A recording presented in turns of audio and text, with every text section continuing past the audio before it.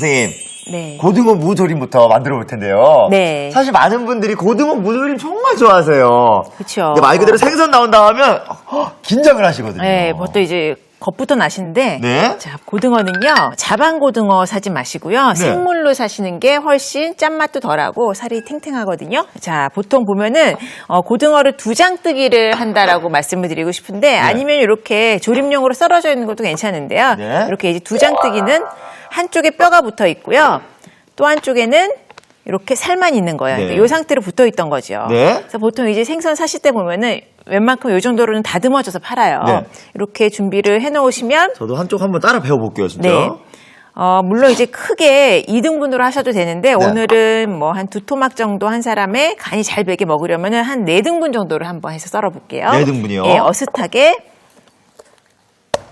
뼈가 있으니까 제 쪽은. 선생님 쪽은 뼈가 있죠? 네.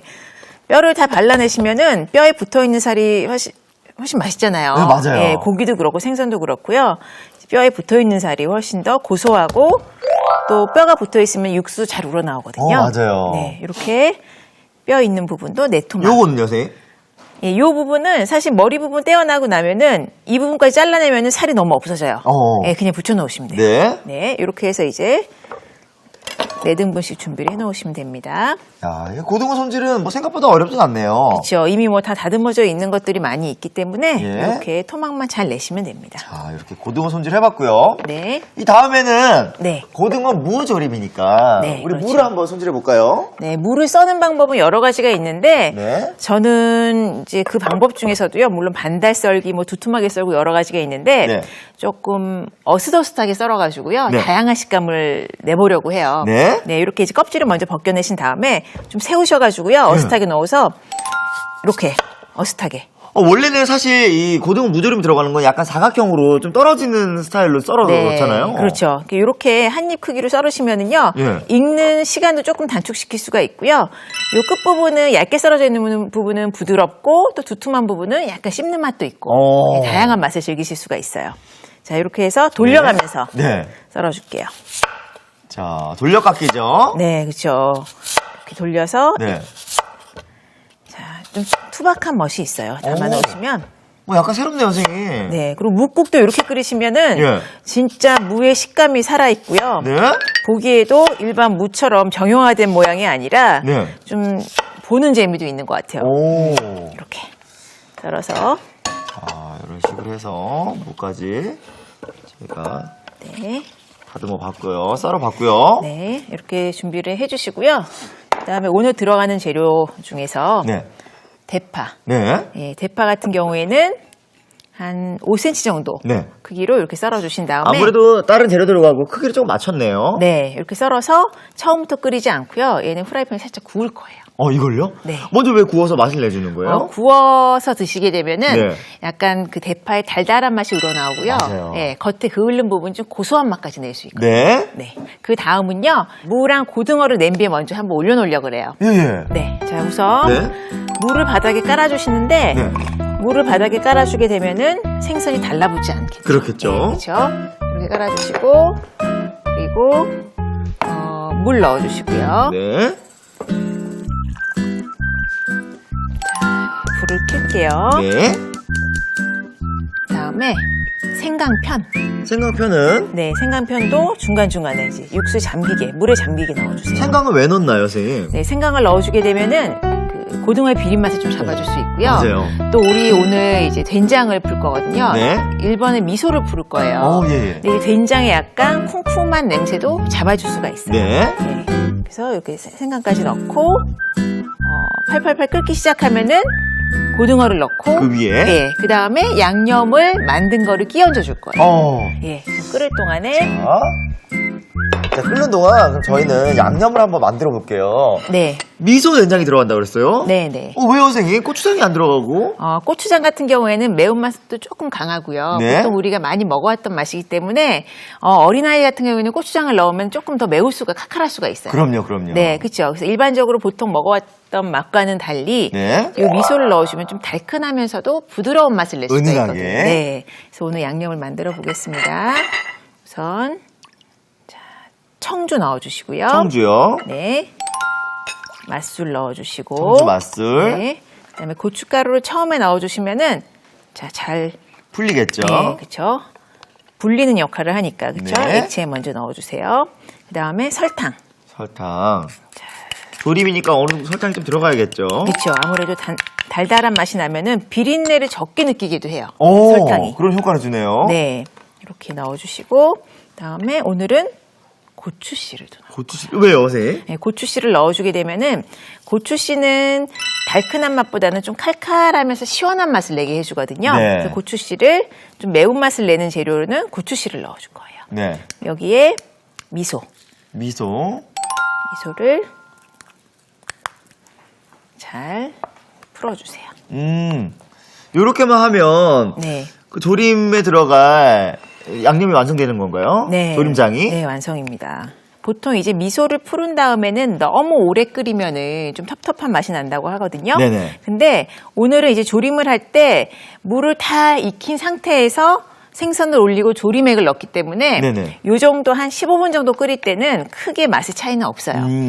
이렇게 해서 이제 섞어서 준비를 해주시면 돼요. 색깔도 너무 빨갛지 않고 은은하네요, 선생님. 그렇죠. 너무 빨갛지도 않으면서 네네. 또 끝맛이 달달하기 때문에 매운맛을 많이는 못 느끼지만 고추씨가 들어가서 개운한 매운맛. 개운한 칼칼하게, 매운맛. 네, 끝에 옵니다. 그런 맛이 확실히 깔끔하고 먹고 나서도 뒤끝이 없죠, 선생님. 네, 그렇죠. 너무 매워버리면 끝맛도 계속 물을 먹게 되고. 네, 그러니까 밥이랑도 잘 어울리지만 네. 또 요 고등어 조림만 드셔도 무랑 같이 드셔도 뭐 그게 너무 짜지 않고 굉장히 맛있어요. 사실 그 왜 무 있잖아요. 네. 무랑 밥이랑 이렇게 으깨서 양념장 해서 먹으면 비벼서 너무 먹으면 너무 맛있죠. 네. 네. 오늘 간단하게 만들 수 있는 방법 자, 알려드리겠습니다. 이렇게 조림장 만들어 봤고요. 저희는 이제 파를 한번 구워볼까 봐요. 맞아요. 아까 대파를 굽는다고 했잖아요. 네. 구우면 조금 더 맛있는 맛이 우러나온다고 했기 때문에 네. 안에 단맛도 나오고요. 아린 맛도 없어지고 또 대파의 그런 달큰한 맛을 좀 끌어올릴 수가 있어요. 네.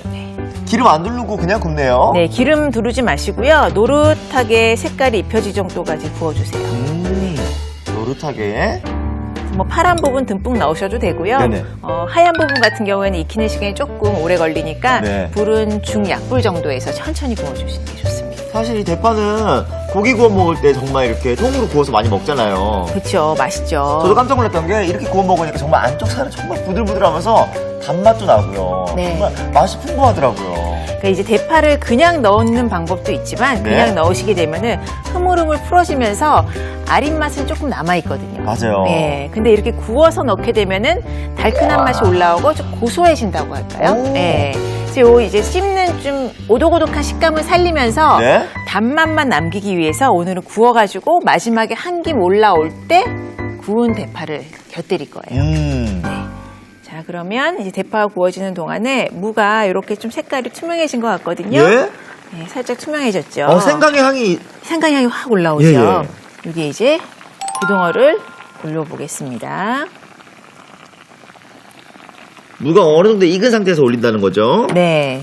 무가 익힐 때까지 같은 시간으로 계속 끓이게 되면은 생선살은 너무 물를 수 있거든요. 맞아요. 그다음에 찬물에서 생선 넣으시면은 살이 금방 으깨져요. 오. 팔팔 끓을 때, 뜨거울 때 넣으시면은 또 표면에 있는 단백질이 확 응고가 되기 때문에 네? 쉽게 으깨지지 않습니다. 이것도 팁인데요, 선생님. 네. 자, 이제 고등어살을 넣었는데 언제 이 조림장을 넣으면 됐나요? 자, 지금 같이 넣으시면 돼요. 지금 같이요? 네. 자, 이렇게 해서 구워주겠습니다. 위에다가 끼얹듯이. 네. 이렇게 되면 거의 완성된 거 아닌가요, 선생님? 그렇죠. 이제는 불 조절만 잘 하시면은 예. 네, 완성이라고 할 수 야. 있겠어요. 그리고 조림을 하실 때 실패하지 않는 방법이 또 한 가지가 있는데 네. 속뚜껑이라는 게 있어요. 속뚜껑이요? 네, 지금 요거는 겉에 올라오는 뚜껑인데요. 네. 속에 덮어주는 뚜껑이거든요. 네, 고기 조고 하나만. 이게 속뚜껑이에요? 네. 요거 왜 찜기 할 때 엄마가 맞아요. 예, 크기를 조절하는 뚜껑인데요. 네. 이렇게 해서 쏙 덮어주는 거예요. 그러면 어떻게 되냐면 보통 왜 조림을 할 때는 국처럼 국물이 많지 않기 때문에 계속 끼얹어 줘야 되잖아요. 예. 이렇게 속뚜껑이 있으면은 뚜껑에 부딪혀서 이 조림액이 대류를 해요.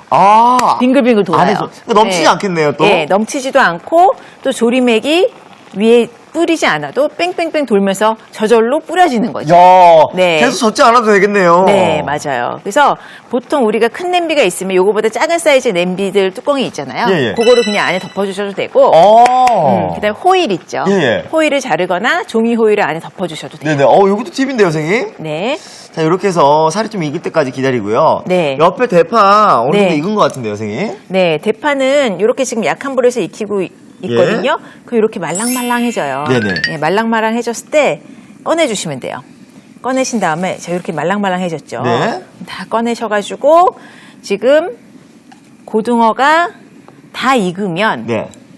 뚜껑을 열고 대파를 넣고 한 2, 3분 정도만 더 끓이신 다음에 바로 네. 담아내시면 돼요. 대파의 양념이 살짝 벨 때까지만. 네, 맞습니다. 자, 그러면 네. 고등어 익는 동안 저희는 맑은 조개국 한번 만들어 볼게요. 네.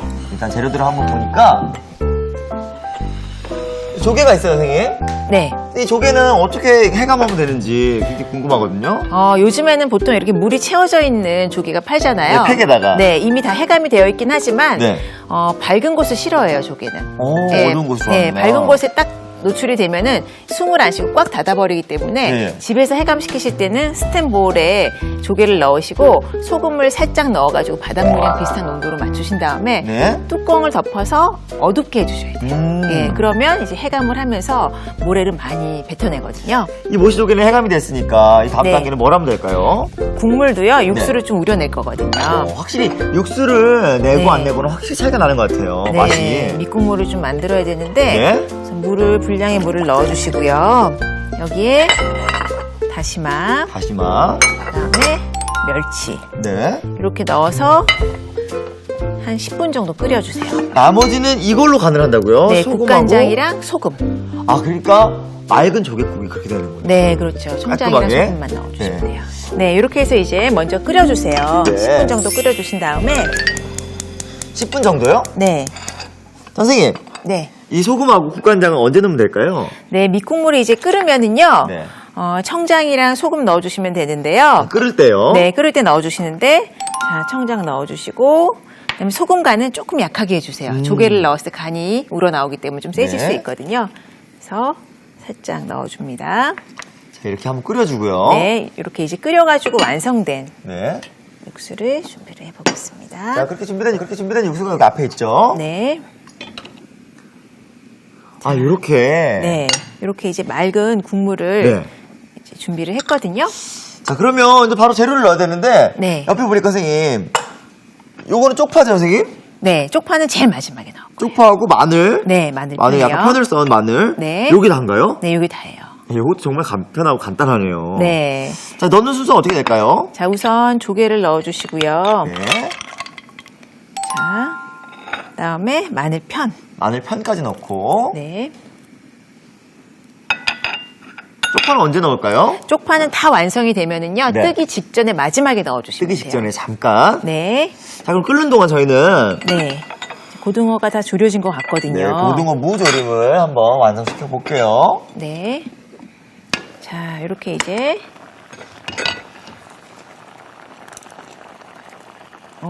자. 와, 이게 뒤적거리지도 않았는데 눌러붙지도 그쵸. 않고 정말 잘 됐어요, 선생님. 그렇죠. 여기 조림맥주 위에 촉촉하게 다 젖어 있잖아요. 선생님, 저는 약간 이 향도 네. 아까는 미소된장 넣고 네. 고춧가루 살짝 넣어가지고 그런 향이 날까 싶었는데 네. 정말 알싸하고 매콤한 향도 나면서 은은한 향이 올라오네요. 그렇죠. 막 맵진 또 않죠. 네. 야, 이제 다 익은 건가요, 선생님? 네, 이제 무도 충분히 물렀기 때문에 네. 다 익은 것 같거든요. 네. 그럼 요때 아까 구운 파를 넣었고요. 요때. 네. 자, 요때 어떻게 넣으면 될까요, 선생님? 네, 구운 파를 자, 이렇게 사이사이에 간만 살짝 스며들면 되니까요. 네. 자, 근데 선생님, 이렇게 마지막에 넣어주는 이유는 뭐예요?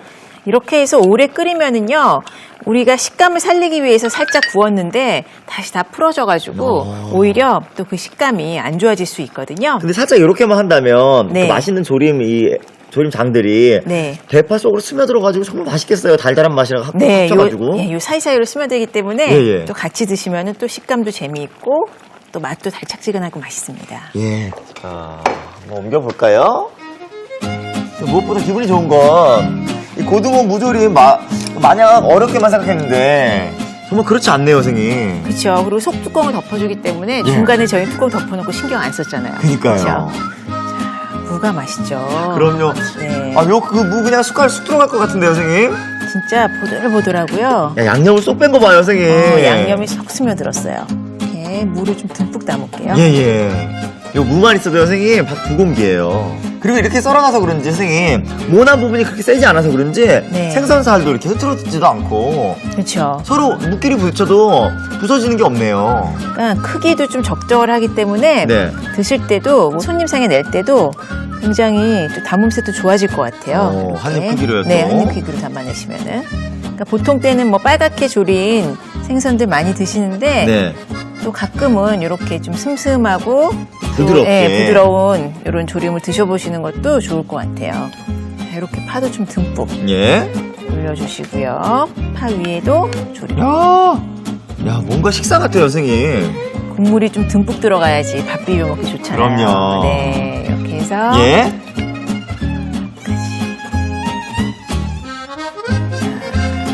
잡았습니다. 야, 선생님 정말 빨리 먹어보고 싶은데요. 네. 자, 이렇게 밥 한 공기가 뚝딱 밥도둑 고등어 무조림이 완성됐고요. 네. 저희는 이어서 맑은 조개국 한번 완성시켜 볼게요. 팔팔 끓거든요. 이게 아까 저희가 국간장까지 한 국물인데, 네. 야, 정말 입도 벌리고 조개들이 또 국물이 뽀얗게 됐죠. 약간 왜 바닷물에서 바로 나온 것 듯한 그런 느낌이에요. 네, 조개에서 국물이 또 우러나와서 예. 뽀얗게 됐는데 이제 마지막으로 쪽파를 넣어서 완성을 하면 됩니다. 이때 네, 먹기 이렇게 직전에. 넣고요. 네, 바로 근데 정말 간이 됐을까요? 뭐 간이 될 만한 게 별로 안 들어갔는데. 제가 한번 간을 볼게요. 네. 마지막으로 간을 한번 확인을 해보시면 되는데 충분해요. 진짜요? 네. 조개가 들어갔기 때문에 확실히 그 바다의 향이 확 날 것 같아요. 네, 그리고 짠맛도 우러나오기 때문에 네. 아까 국물 넣기 전에 국물 넣었을 때 간을 딱 맞춰버리면 너무 짜지실 수가 있어요. 그러겠네요. 네. 자, 이번에도 한번 보겠습니다. 넣도록 하겠습니다. 네.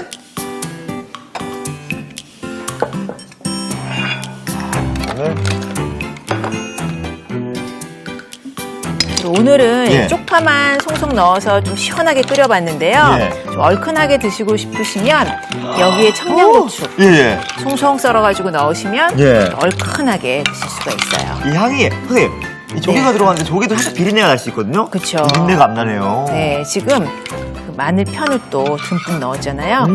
다진 마늘보다는 이렇게 마늘 편을 넣어주시면 국물이 깔끔하겠죠. 네.